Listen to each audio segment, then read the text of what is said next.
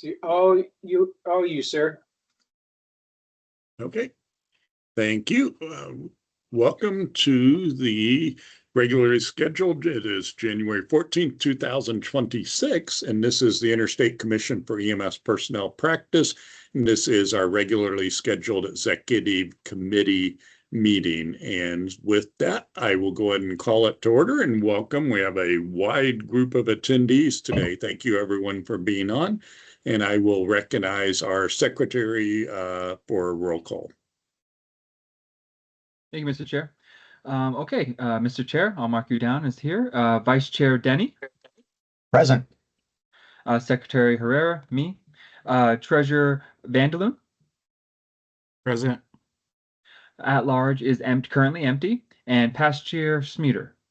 Here. All right, Mr. Chair, you have attendance.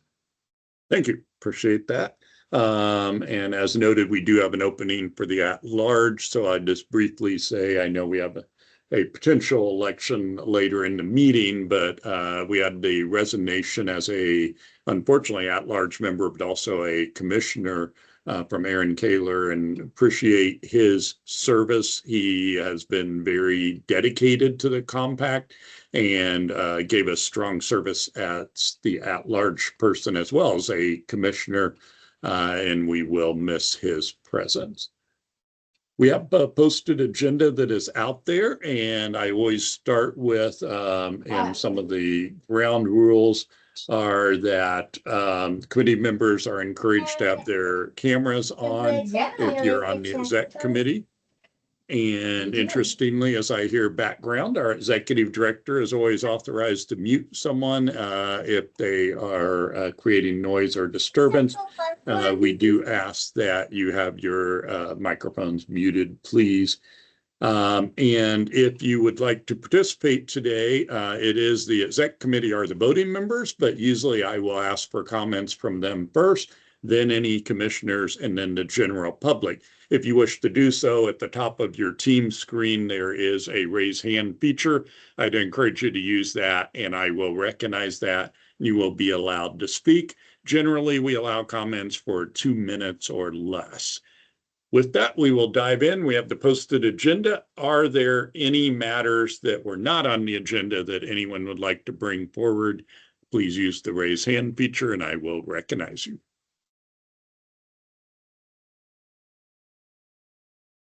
We will move on to the old business, and we have the October 25th meeting summary. I recognize our Secretary, Commissioner Herrera.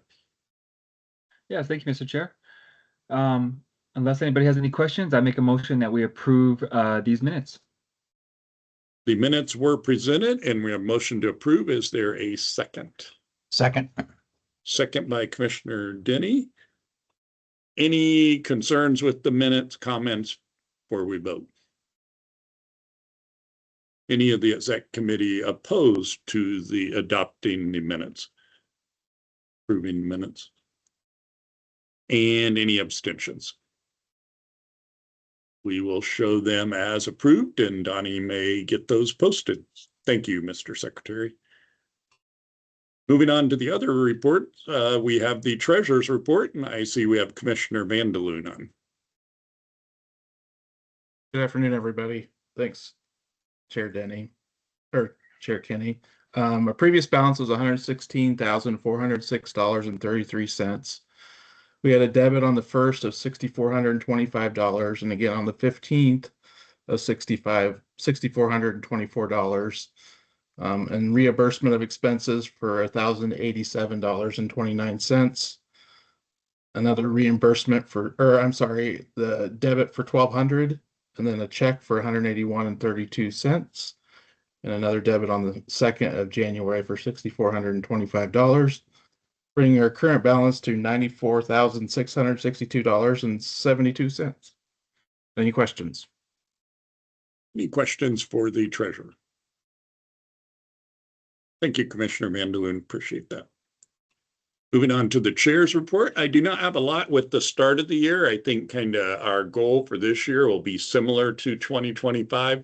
to continue to grow. Our executive director has done an excellent job of, frankly, look at the attendance today.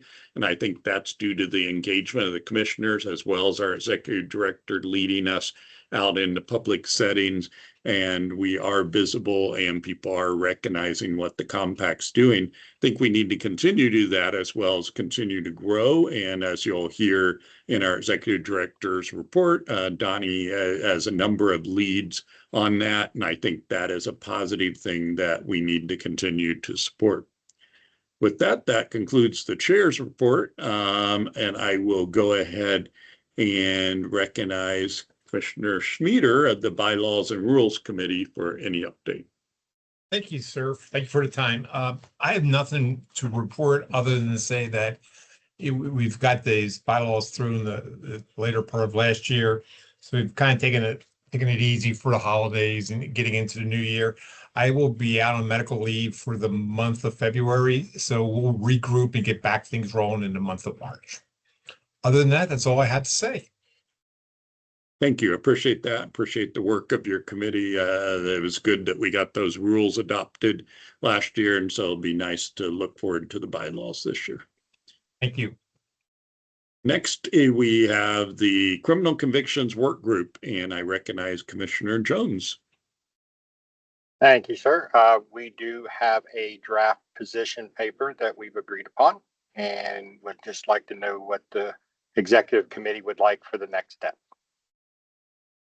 Thank you. We had a briefing, I believe, I think it was at the full commission meeting, and I've been sitting in on the committee meeting. They have a great work product. Donnie started it. It's been fine-tuned by that committee. I think the question before our exec committee is, what do we want to do? We have a February meeting of the full commission. We could send it on for consideration there. We also could review it, which might delay till the next quarter meeting of the commission, but that would allow the exec committee to study it in more detail and recommend any areas that we would like addressed. So I think that's the discussion point that the committee is looking for from the executive committee. Open to thoughts.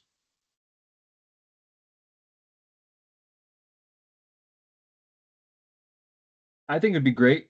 This is Commissioner Herrera, Secretary Herrera. I would think it would be great to push it on to the committee. I think it'd be fantastic. I love the product. So being a part of it, I think it'd be fantastic and move forward. So move on to the full commission without our review.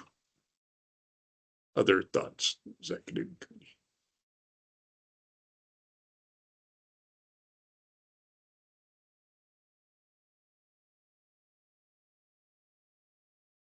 Donnie, if we coming out of this, will we have time constraints? Will we be able to get that on that commission meeting? Yes, that will not be a problem.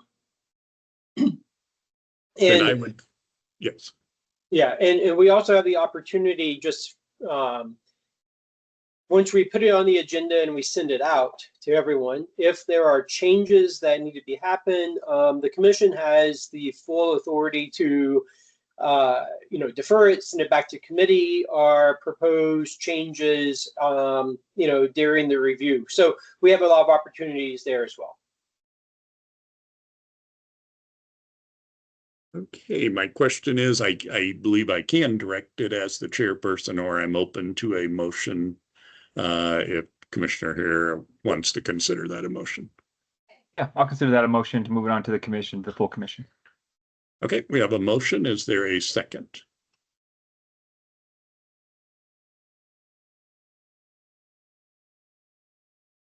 I'll second. Beach to it.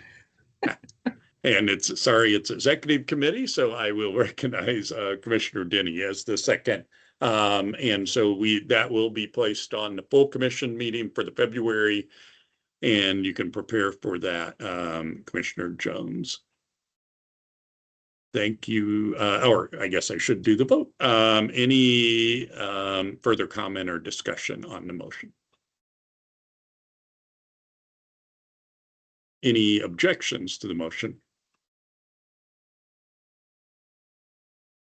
Any abstentions? Okay, you can move forward with that. Thank you, Commissioner Jones, as well as Donnie, for work on that. With that, we'll recognize our Executive Director, Donnie Woodyard, for his update. Thank you so much, Mr. Chair, and to the Executive Committee, to all of the commissioners and the many guests on. Even though we're only in the second week of January, it feels like it's been busy already. So a few key updates. First off is, as many of you probably know, I just want to make sure it's captured on the record, the Rural Health Transformation Grant went out last year, and that was one of many examples of where federal priorities are putting an emphasis on compacts, and specifically the EMS compact. States did lose points if they were not part of the compact. I guess I could put that positively. The 25 EMS compact states gained competitive points for the grant. And that is simply because compacts are absolutely essential for both federal strategy and, in our case, national security and preparedness. So that was a big thing. As a direct result of that, at least 3 governors in their federal Rural Health Transformation Grant put in there, it was their priority of their administration to join the EMS compact the next legislative session. It's important to note that if these states fail to act on that, they will incur a penalty in the next year of the Rural Health Transformation Grant for a non-deliverable that they pledged to. Those 3 states that we currently have confirmation from include Alaska, Oregon, and the state of Ohio. I am still reviewing grant applications to find if other states have included that, but at least those 3 states did include it, and I have been in contact with their governor's office in each of those states to confirm their solid commitment to joining the EMS compact. Another very critical update as we look at the importance of compact membership is the Air Force and the Department of War updated the military base scorecard. And just for background for those on the call, every year military bases are scored, and it's a scorecard with points assigned. That information is then considered by both the Department of War and Congress as they look at the expansion of bases, the closures of bases, and funding for military bases. The EMS Compact membership is front and center on the new scorecard. So if states are not part of the EMS Compact, their military scorecard for the Air Force, at least, will result in a deduction of points from the scorecard. Again, this is all part of the work we've been doing now to ensure that the EMS Compact is understood, but it's also a reflection of how important it is for national preparedness, planning, security, defense, etc. The other grant that came out since the holiday was the Safe Street for All grant, and there was 521 total awards for that federal grant at just under $1 billion. I did an analysis of that for the commission, and the EMS compact states represented 73% of all EMS funding. Approximately 150 million of the 200 million for out of the 1 billion for EMS projects, 73% of that went to EMS compact states. So an overwhelming representation of that. Congratulations, Texas, by the way, brought in $26.5 million for EMS related projects. And actually Oklahoma came in just under them with $25 million for EMS related projects. So very strong performance there. We also noted that there was an uptick on drone projects related to EMS. and specifically Texas, Oklahoma, and Wyoming had drone-related EMS projects that intersects with blood delivery, etc. So that's very, very positive. As far as legislative updates, it's also very, very busy at the moment.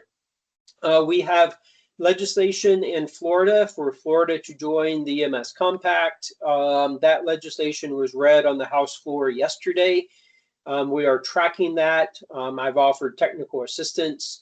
Massachusetts has legislation that went from committee to a study bill for 1 year. So it's in a study bill. We have active legislation in New Jersey considering the compact. We have legislation that's been penned in New Mexico, and I'm anticipating it will be introduced at some point soon. We also have interest in a number of other states, including states in the Northeast that we don't have good representation from right now. We have legislation also additionally from the Midwest and the West Coast. So we're monitoring that in addition to the 3 states where their governors have made it a priority of their office.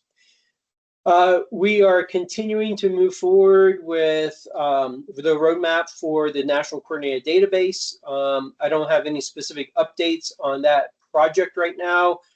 We are waiting for appropriation of funding for that, and the work continues on that. We're just waiting the funding, and we are highly confident and anticipate that we will have some positive news on that, hopefully in the next 3 or 4 months.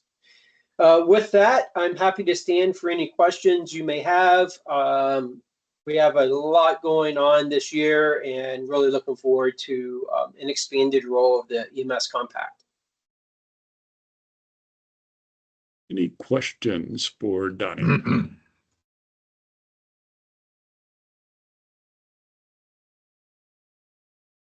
Okay, thank you.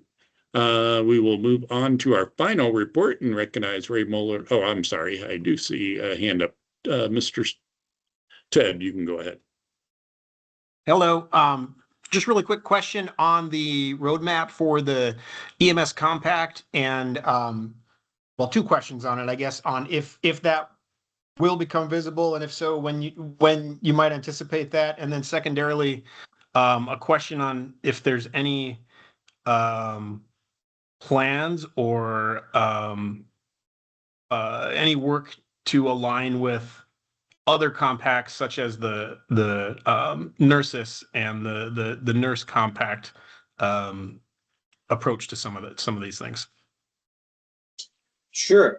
So I guess I need a little bit of clarification on the roadmap. Are you talking about the roadmap for the coordinated database, sir? Yes, I am. Yeah.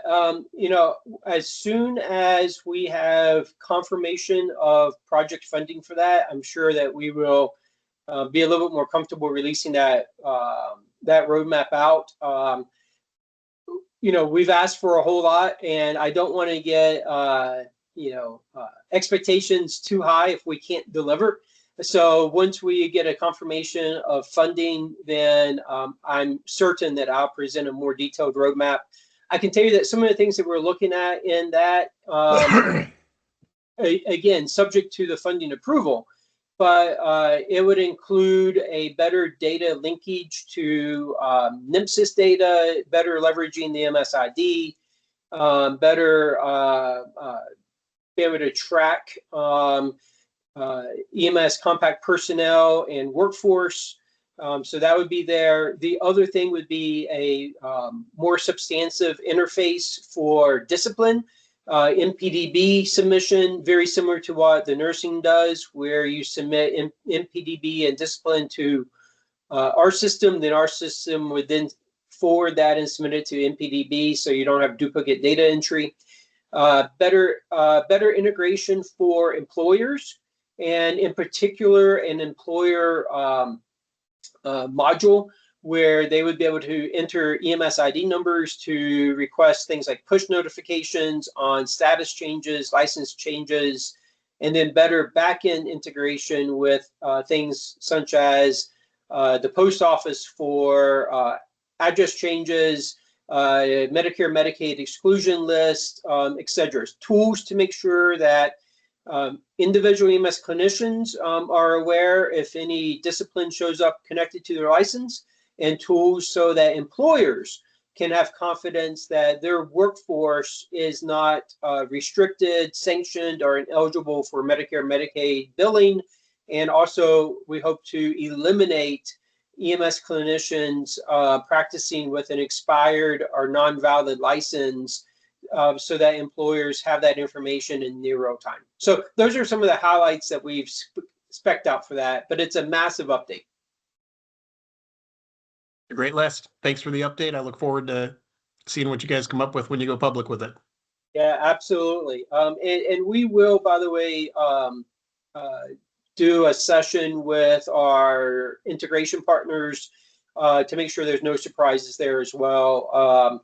But we are waiting for some very specific federal funding, and once that is approved, then we'll be able to better release the plan. Sounds good. Thank you. Thank you. Thank you for that. Now we will move on, and we have Ray Muller's National Registry for our NIMSKID data update. Thank you, Mr. Chair. Good afternoon, everyone. I'm going to start off with just a notice. Stephen Wilson has taken on a new position outside of the registry, and I have stepped up to take on his duties or his prior duties until a sufficient replacement is found. So more to come on that. As always, reach out to me for anything registry related or otherwise. Thanks for having me. I do notice an error that I made in this report. It says December 2025. All the data is from the beginning of January, so I owe Donnie an amended copy. Not much has changed since the December report. All the states are pretty within a day or two of submitting data, except Tennessee encountered some errors back in September and have been working through getting those errors fixed.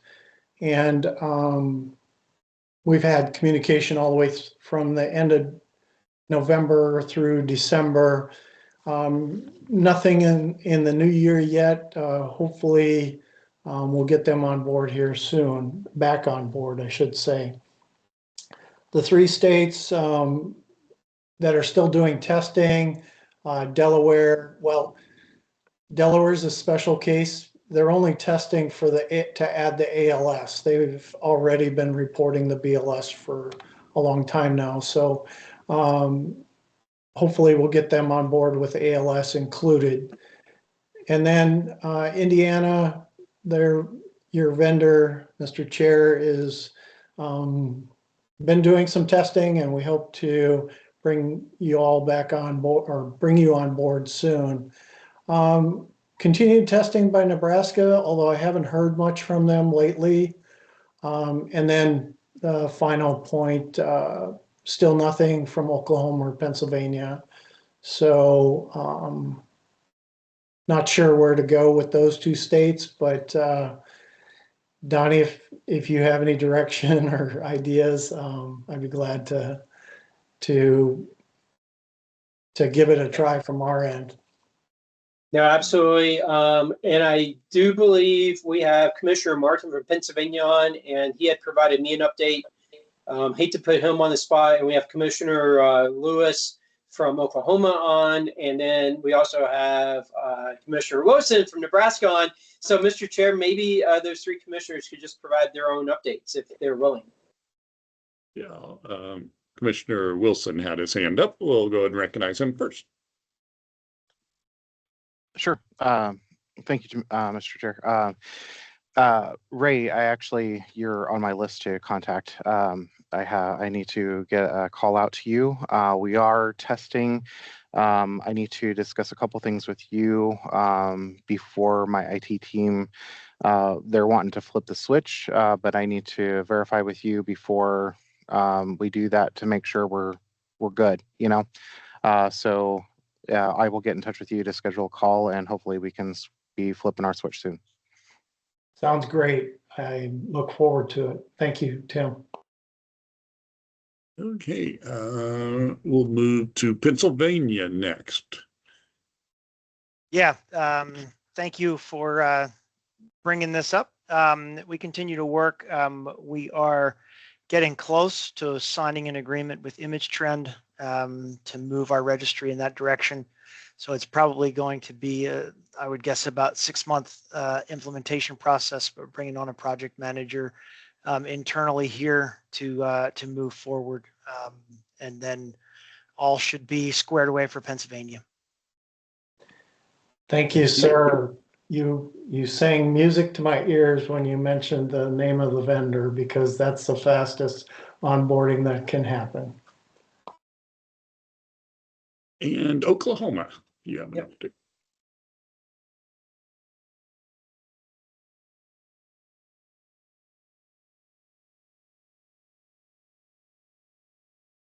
I don't know if Commissioner Lewis is in a spot where you can unmute.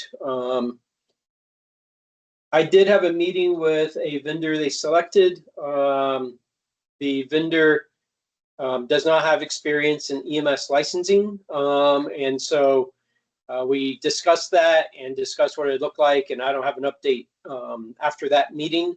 So I don't know if Commissioner Lewis has any more updates to add to that. Not appear so. And then I'd advise for everyone on here, just as a reminder, and also for Ray's benefit too, we did establish a compliance committee that is being formed that will look into compliance issues and facilitate things like that. So that will be another avenue. But it sounds like we do have people engaged. Speaking from Indiana perspective, I'm very excited. I've been talking with our vendor, and yeah, they had to push it back by 1 month. We had hoped by the end of December, but we should be integrated. We're looking at the end of the month. If so far the testing's going well, so we're excited to finally be in compliance and join the rest of the NEMSCID database. Any further questions or comments related to data and Ray's report? Okay, well, thank you, Ray. We always appreciate hearing from you. And we will move on then to the next item on agenda, and that is vacant appointments. Donnie, go ahead. Yeah, thank you. We unfortunately had 2 commissioner appointments become vacant because the individual resigned state service. And so that is Wyoming and Missouri. I have been in contact with both states. I do believe Missouri has a candidate that's been identified and accepted the position. And I believe their start date is later this week for that position. And we will be working with them for onboarding and looking forward to that. I was in conversation with Wyoming earlier today. Their position is currently posted. They are hoping to have a sufficient number of qualified candidates to start a rapid interview process next week. And they hope to have an individual identified and in the position in advance of our February full commission meeting. So, and so we've been working on what onboarding looks like for their new commissioner as well. The governor's office is prepared to make that appointment expediently as well. So that's the update on our commissioners.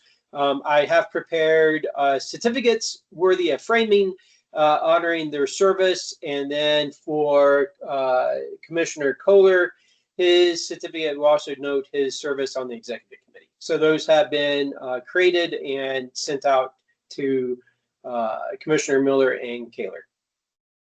Thank you, Donnie. Commissioner Schmieder.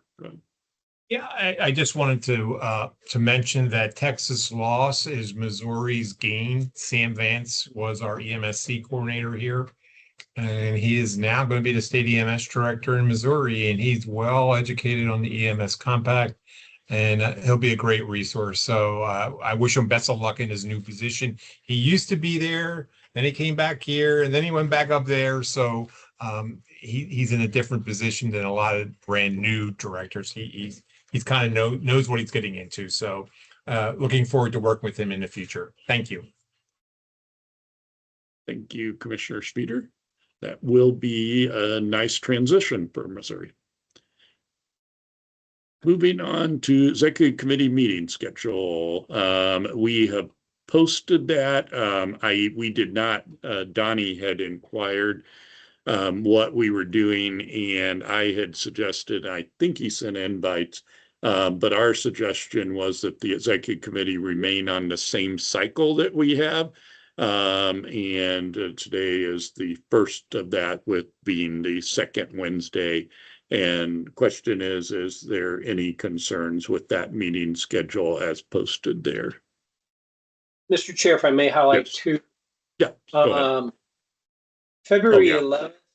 Yeah, February 11th, the executive committee timing is exactly when the full commission is. So that is one conflict. I left it on the schedule so we could resolve it. The second conflict is November 11th, which is Veterans Day, I do believe. And so those are the two conflicts. Other than that, I cross-checked it with the major things I'm aware of, and I don't see any other major conflicts except those two. So the question I had for Donnie, and I have for the exec committee, is if we have big issues and maybe we want to do that, although it's not much time, but we could move up our time for meeting on February 11th if we think there's a need for the exec committee, if we were wanting to review, for instance, the recommendation of criminal convictions, we could do that. Otherwise, we could just cancel February 11th for the exec committee. Any thoughts?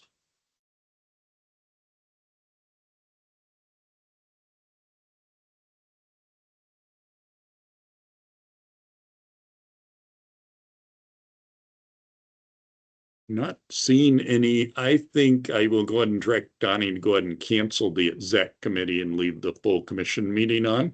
And then if anything comes up, then we can reach out on that. But I feel like we're close enough that we're in good shape to go ahead and cancel the February exec committee. Question November 11th, we wanted to check calendars there. Whether my recommendation was to move that one up a week to November 4th, but we wanted to make sure there was no pressing thing for a majority of the commission, of the exec committee at least.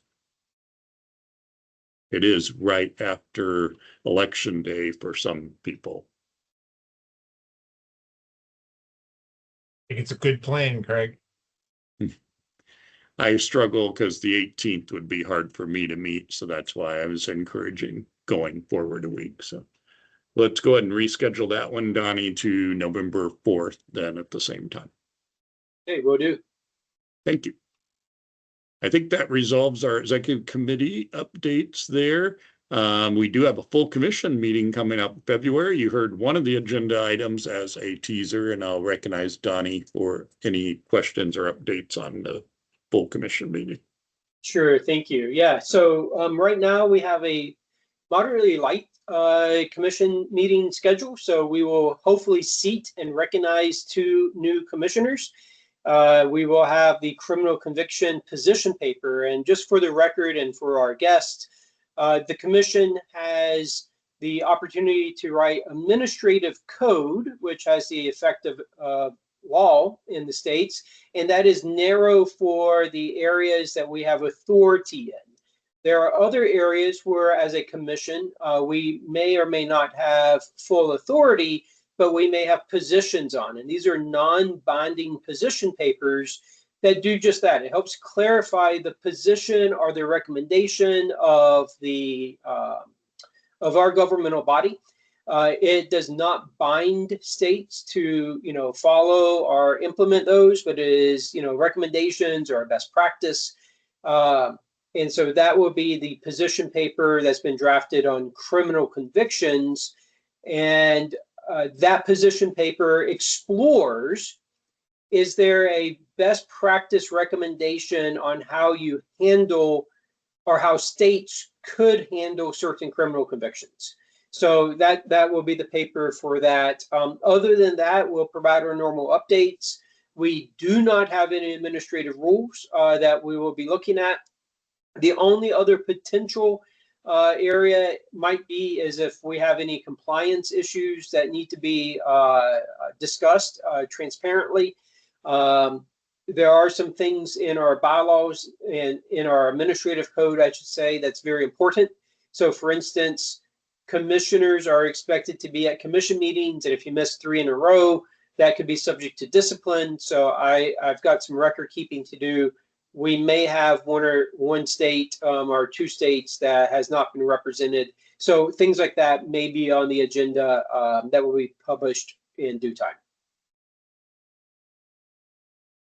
Thank you. Any questions? Comments? Okay. Moving on to the last of the new business and our potential important business of the day is we do have the at-large position to the executive committee that is open. And that is, again, Commissioner Kohler's resignation. We thank him for his service. We had a debate how to do this. According to our bylaws, the executive committee, if it is during the term, can appoint someone. And we're at the point where we can do that according to the bylaws. And so I did send out, I guess Donnie worked with me, and then I sent out an application process, and we asked for applicants to apply. And we said that this would be the first meeting we would review it, and we would decide whether it is something that we go ahead and elect someone, or whether we need more time. We weren't sure how many applications we would get. A third option that we have would be to defer it to the full commission meeting, which will be in a month, which is a possibility. I have mixed reviews on that one because of the way the bylaws are set up. I don't want to create a precedent where we always wait until the full commission meeting. I acknowledge it may not be as pressing this time since we have one in a month, but there may be times when we want to get that person on board sooner. And we do communicate the exec committee, and they informally advise sometimes on Donnie information. And so I think there is potential, and it would be nice to get that position filled today. But that will be up to the exec committee. And with that, Donnie received 2 applications, and I believe both of them are on today. And they did submit their application as well as a kind of general interest that was sent out to the exec committee. And I think at this time, I would like to recognize both, and I'll give them a minute and see if Donnie has anything to add, but I will recognize both and ask if they want to make a brief couple-minute statement, then they may do so. Donnie, anything else on this matter that you have? The only thing is just, again, for clarity of the record, we opened up the self-nominations. We had 2. As you noted, but they both included statements. Both were submitted within the time frame. Just as a little side note, and I don't know how the 2 of you did this, you actually submitted at the same exact second. I've never seen that before. It's almost impossible to coordinate. I looked at the timestamps multiple times, but both of you hit submit at the same exact second on your application. So well done on that. No extra points for eagerness then, or they both get points one way or the other. Okay, so the first application, and I will go in alphabetical order since we don't have a time. And our two applicants are going to be Michael Johnson of Georgia, and the other will be Commissioner Jonathan Jones, South Carolina. And so with that, I'd like to recognize Commissioner Johnson first. Thank you, Chairman and Donnie. Me and Jonathan did not coordinate that, I promise you. So that's just amazing how we in the South think alike. But I'd be honored to serve on the executive committee. I believe the EMS Compact is in a strategic location or place at this time in the life of EMS to make some lasting and structural and positive changes within the EMS community in the nation.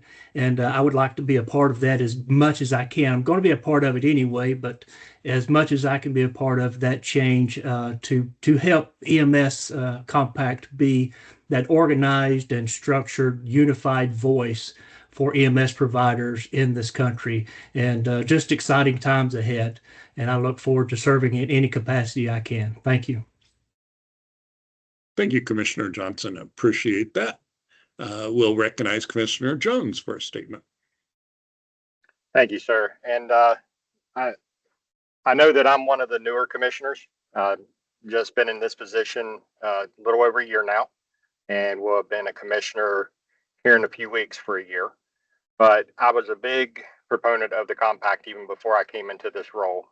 Being with the South Carolina EMS Association, we were very vocal about the compact and the need for it and how it works. And we utilize it a lot here in South Carolina. But I also try to be very proactive, even on social media. Anytime I see Donnie sharing something, I make sure it gets shared. And I even go in there and help answer questions or help point people in the right direction when they start saying that that's not how the compact works or they've had bad experiences, and just making sure that they know who the commissioner is in their state and who they can reach out to when they have questions. But would greatly be appreciative of anything I can do. I volunteer for anything and everything I can with the compact, even with the committee that I just recently chaired. But again, I thank you for the opportunity of potentially serving in this role. Thank you. And I want to thank both of the commissioners for applying, because we need good candidates. And I know both of them, and I will attest working with both of them on committees. They both are contributors and are hardworking on their committees. And so we have very qualified candidates. So that leads us to, we have both of them. And at this point, I will see, are there any questions of the candidates that the exec committee would like to make first?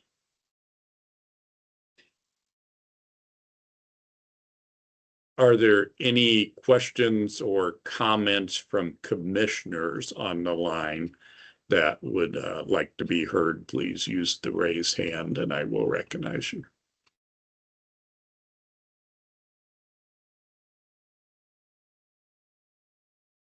Okay, I will open the floor to the exec committee for either discussion on the topic or a motion as to how to proceed with the election, or a motion to elect one of the two individuals.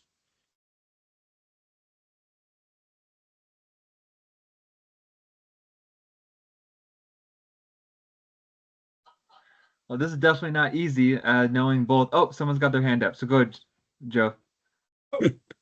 No, I was just going to say, Craig, I don't have a vote in this from the executive committee, but I kind of like lean toward what you said. You know, the responsibility is on the executive committee to fill the position, and I think we should move forward and do exactly what the bylaws are established to do.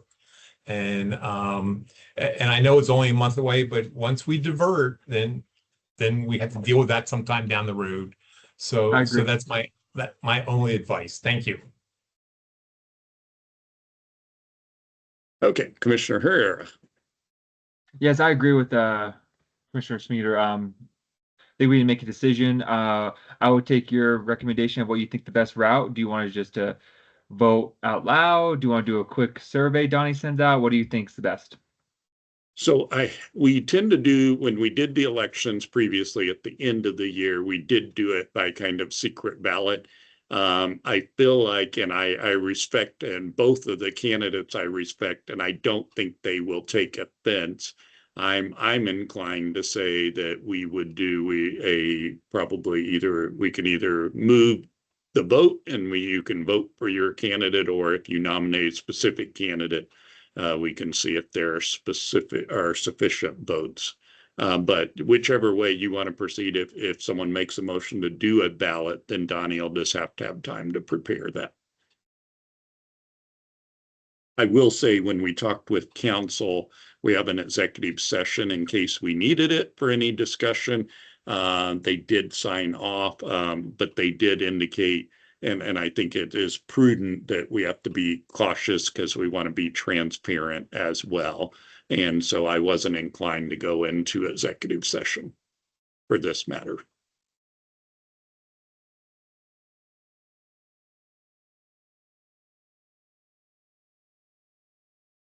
Hey, Craig, I'm just going to say, knowing both commissioners, knowing one more than the other, no one's going to be offended. Just do an oral vote and just do it, and we'll be done. We'll move on. We're still all going to be in the family. We're still all going to be in the same meetings. So my recommendation would be just nominate somebody and just move forward, because we've all won and lost in our lives, and everybody will get along with it. That's for sure.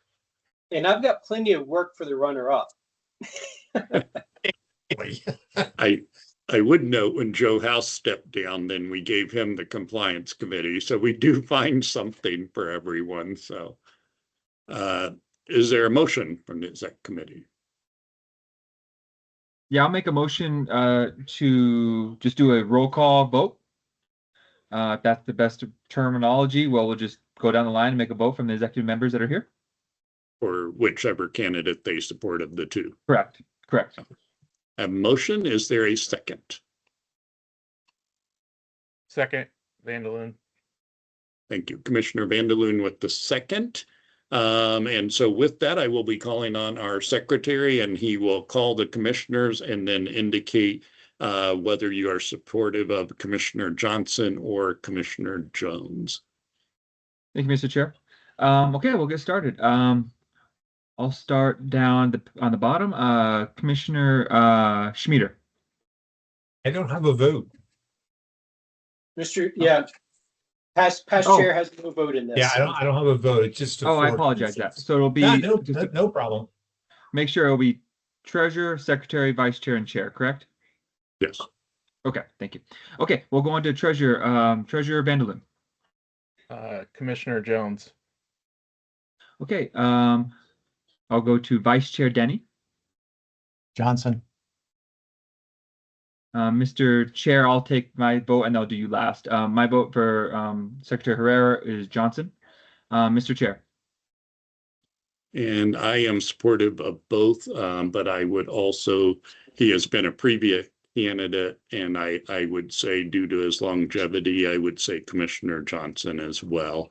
I do applaud Commissioner Jones, and I definitely see him in a role on the executive committee in the future, but that's how I'd vote now.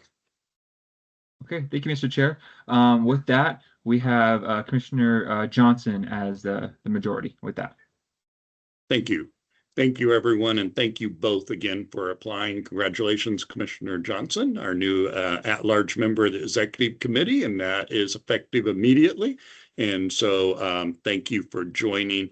And again, thank you to both candidates and the executive committee. Always challenging to navigate that. So appreciate that.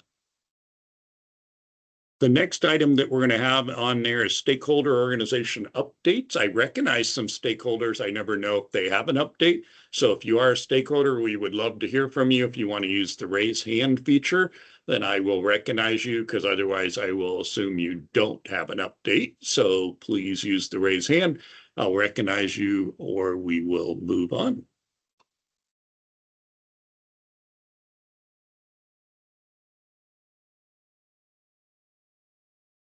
not seen any updates. We'll double check with Donnie before I give my wrap up. Anything further you have, Donnie?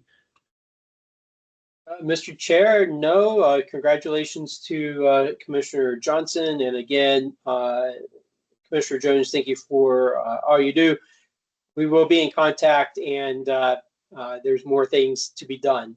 And Commissioner Johnson, we will work on a press release, so I will be in contact with you right after this meeting to work on that. So with that, our next meeting, we will not have an executive committee meeting as we discussed earlier in February. We're going to vacate the one we normally would have, and instead we will have a full commission meeting on February 11th. We are going to look at Commissioner Jones' committee work on the criminal convictions work group, and that is very good document, and I hope everyone is able to participate. We will encourage, as our executive director would remind us for the commissioners on, it's actually a duty to do that. You're the sole representative from your state, the sole vote that gets to do that. And so hopefully have everyone on here February 11th, 2026 at 3 p.m. Eastern Standard Time. With that, that concludes all of our business for today. I will entertain a motion to adjourn. So moved. Motion to adjourn. I am going to show we are adjourned. Thank you, everyone. Appreciate you being on here. Appreciate your service. Thank you all the public that attended today as well. Thank you. Mr. Chair, who seconded that motion? That would have been me. On the adjournments, I usually just go with them. For the adjournment. Got it. I mean, or who made the motion? That was, it sounded like Commissioner Vanderloon, but. Okay. Thank you. Everyone have a great day. Commissioner Johnson, can you give me a call real quick after this? Yes, I sure will. Thanks, everyone. Okay. Thanks, everyone. Bye.